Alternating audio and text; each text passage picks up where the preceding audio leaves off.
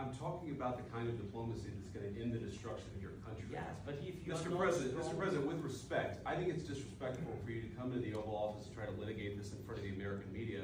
Right now, you guys are going around and forcing conscripts to the front lines because you have manpower problems. You should be thanking the President for trying to bring it into this conflict. Have you ever been to Ukraine? Did you see what problems we have? I have been to. Come once. I've actually watched and seen the stories, and I know what happens is you bring them on a propaganda tour, Mr. President.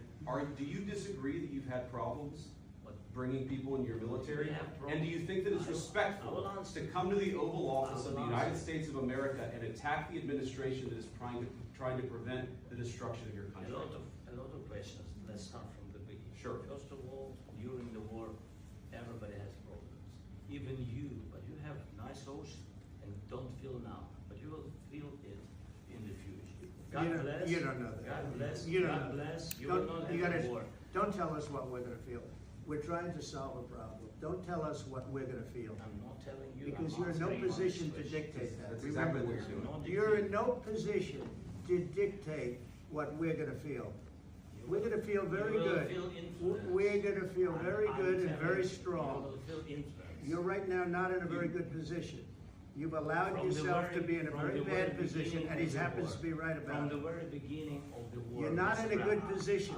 You don't have the cards right now. With us, you start having cards. But right now, you don't. Yeah, you're playing cards. You're playing cards. You're gambling with the lives of millions of people. You're gambling with World War III. You're gambling with World War III.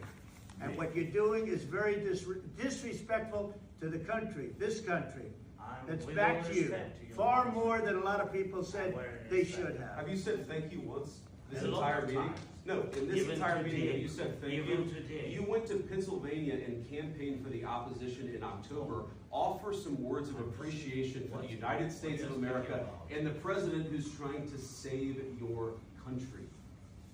Please, you think that if you will speak very loudly about the war, He's not speaking loudly. He's not speaking loudly. Your country is in big trouble. Wait a minute. No, you've done a lot of talking. Your country is in big trouble. I know. You're not winning. You're not winning this. You have a damn good chance of coming out okay because of us. Mr. President, we are staying in our country, staying strong from the very beginning of the war. We've been alone. And we are thankful. I said thanks. You haven't been alone. You haven't been alone. We gave you, through this stupid president, $350 billion. We gave you military equipment, and your men are brave, but they had to use our military. If you didn't have our military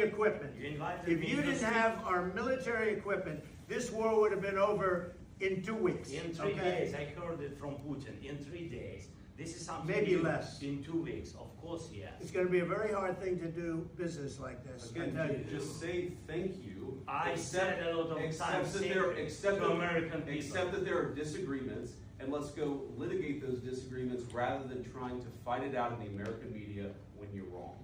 We know that you're wrong. But you see, I think it's good for the American people to see what's going on. I understand. I think it's very important. That's why I kept this going so long.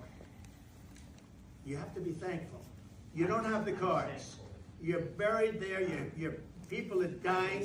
You're running low on soldiers. Listen, you're running low on soldiers. It would be a damn good thing. And then you tell us, I don't want a ceasefire. I don't want a ceasefire. I want to go and I want this.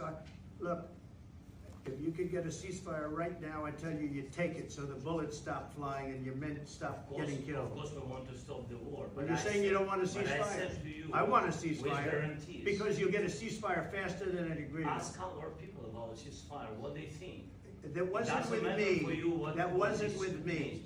That was with a guy named Biden, who was not a smart person. That was with Obama. It was your president. Excuse me. That was with Obama, who gave you sheets, and I gave you javelins. Yes. I gave you the javelins to take out all those tanks.